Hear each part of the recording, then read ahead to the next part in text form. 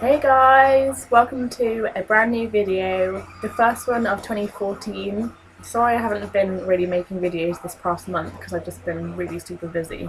But I thought that I would start the year with a top 5 albums of 2013, as I know it's what quite a few of my other YouTuber friends have been doing, and there have been quite a few good albums of the past year. So one of them I don't have on an actual physical copy because I've got it on iTunes, but the other 4 I've got. So without further ado, let's get started off at number 5. Okay, so the first one on my list at number 5 is Lord's Pure Heroine debut album. I listened to this on iTunes, and also we play the album quite a lot where I work, so I've been hearing it quite a lot, and I actually really think that it's actually quite good. She's a relatively new artist. I think she's like 16 or 17, and she's been compared a lot to like Lana Del Rey.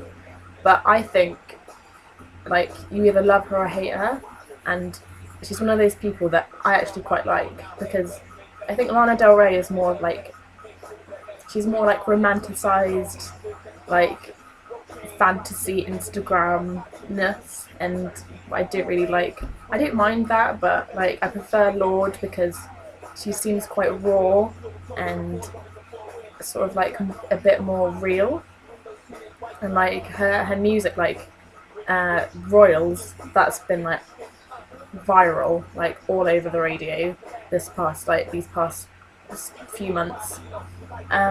So yeah, and also a couple of other tracks, Tennis Courts and Team, I also really like.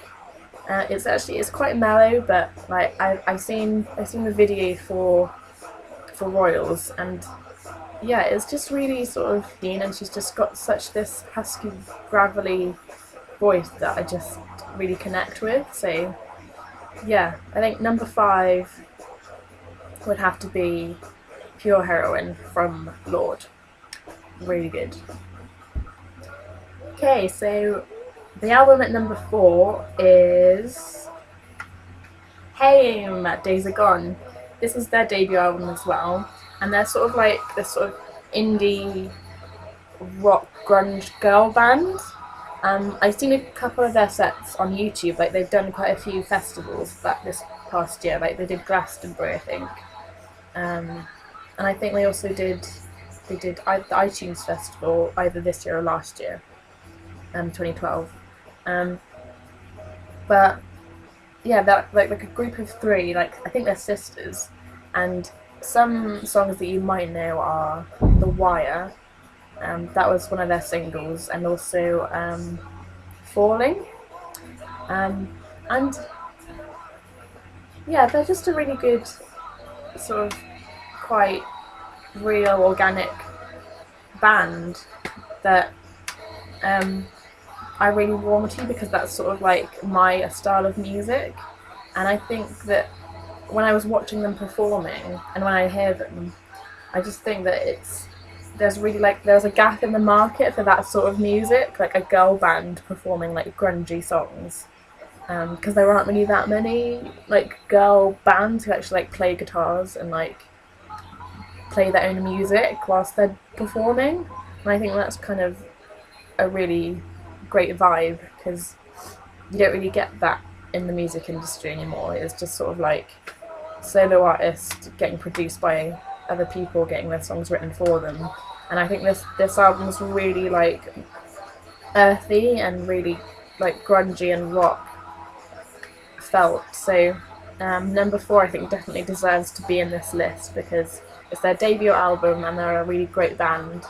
So I think if you're sort of into like rock indie and you want a different sort of vibe, and you like girl rock bands, then Haim is for you. So that's Days Are Gone by Haim. So at number 3 in my list of top 5 albums, we have an album that came out in the summer of last year, and this was kind of quite anticipated, I believe, because of the way that it came out. And this is Jay-Z's album Magna Carta Holy Grail. And To be honest, I'm not. This is kind of quite a surprise because I'm not usually a person that's into like hip hop or like R&B sort of style music by like rappers. But this album, as well as the previous collab that he did with Kanye West, which was Watch the Throne, um, it's just really different. It's not like you can't really class it as a hip hop at all because it's just sort of like a. It's really cultural, and you can tell that he's really trying to experiment with different kinds of R&B sounds. Like you've got really heavy bass and like piano riffs and like loads of different collabs. And like just looking at the track list, it's just amazing because Justin Timberlake was on it. He got Beyonce to work with him. Frank Ocean is on a track on there called Oceans, and he's got like Rick Ross and Nas to produce for him. And it's basically like you can tell they just like got in a studio together and just like really like gotten some riffs and some really great tunes through this album and just made some really great sounds. And I think one of my favourite songs on there is one called like Picasso Baby, which is like, it's kind of like an artistic, musical, fun track, which has got loads of like cultural, artistic references from obviously Picasso. He makes a reference to Jeff Koons as well, and like the Tay and like different kinds of just like culture, like life. I mean, this album, it wasn't made to be commercial. It wasn't made to like get hit records, get hit singles. It was just a record about like organic, from the heart, like just music that he's into, that like Jay-Z does, that he wants to do, not made specifically for a specific market, which I think is amazing. And it really stems a lot from Watch the Throne, I think, because that was the album that he did with Kanye, and I got that as well, and I thought that was really cool because there were loads of collabs on that as well. So that's at number 3. That's Magna Carta Holy Grail from Jay-Z. Okay, so the album that is at number 2 in the list is this one. This is Churches and The Bones of What You Believe. This is such a good album. It's an electronic synth pop band from Glasgow in Scotland, and I really like electronic music. I mean, I started getting into electro synth dance music when I was about 17 because I used to listen to like a band called Digitalism and like Kraftwerk and all of those really like, you know, Justice is another one, and Daft Punk obviously. And this album is exactly pretty much that genre, and it's just really, really upbeat, and the melodies from the lead vocalist, whose name is Lauren Maybury. It's just awesome. It puts you in a really great mood, and you're just there dancing, and it's just so light-hearted, and you can just dance to it and just have a really great time, and it's just really synthy. And I think it's playing in the background now, actually. One of my favourite songs, I think, is one of the lead single was called like The Mother We Share, which is another really upbeat, high-end, like absolutely soaring vocals. Yeah, and it's just like, if you like electronic music, then this is a really great album to get, because this is their debut album, and it did really well, and it got really well received. Not that like we're caring a lot about critics, but like this album was really good, and I think they were nominated in the BBC Critics' Choice or like Sound of 2013 or something. So yeah, I'd really like to go see them live because I bet they'd be amazing, and I just think that their sound is just completely fresh, and electro, I just love it. I can't get enough. I just love it. So I think the song that's playing in the background now is a song called Gun, which is another great track, and it's just amazing because they're just such a great band.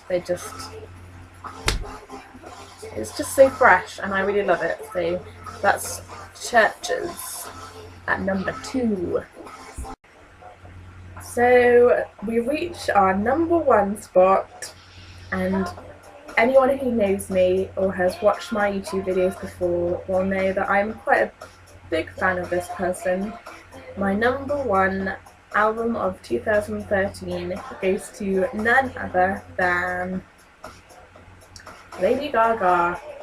This is her, I'd say, her 4th album, because I count Born This Way as a 3rd album and The Fame Monster as a 2nd album, because it's more than just an EP in my opinion.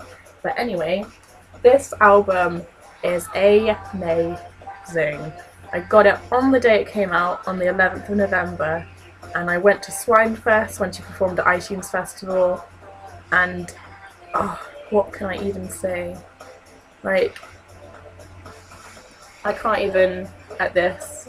This isn't my I did get my other album signed, but this isn't the signed album. This is just another album that I have. But I think this is.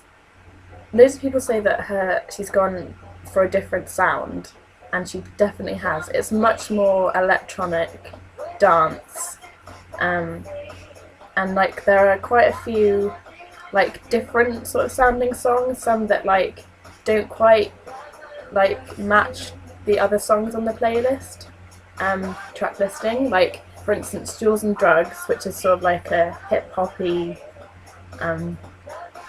R&B sort of track with T.I. Too Short and Twister, but I'd say like my most favourite tracks on this album are one called Venus, which was originally meant to be the 2nd single, which is amazing. It's just such a dreamy, synthy, powerful dance track that you can just, I love it. Also Gypsy, Mary Jane Holland, Art Pop, which is playing now, and I'm actually like quite a big fan of Dope now. I don't usually like ballads. I'm not a big fan of ballads, but actually I quite like Dope because it's really raw and it's just her vocals with a bass line running underneath it, and it's just it comes right from in here. And this album she didn't intend to make for the general public. She just made it for her artistic, creative purposes, and I love her for that because she just does exactly what she wants to do. And it's amazing because at first, especially with the album artwork, I didn't like this at first. When I first saw it, I was just like, like, what is this vomit? But now I actually quite like it. Like it says everything about the album, and I'm just really looking forward to seeing what she does with like her music videos and her promo and the tour and the art rave. It's going to be so amazing, and I'm really proud of her, and this album slays. Yeah, basically I think it debuted at number 1 in the UK album charts. I was so happy for her, and it was so good. She totally deserves the success that she's getting. So yeah, if any people who are watching don't have this album yet, please go buy it and listen to it because it's amazing. Art Pop, that is my number 1 spot, going to Lady Gaga because that's Stan Queen. Yeah, so that's my top 5 albums. I hope you liked it, and if you're interested in any of the albums that I have in my top 5 and you want to know more, if you just generally have anything to say, any comments, any questions, put them down in the comments box. It's always nice to hear from you.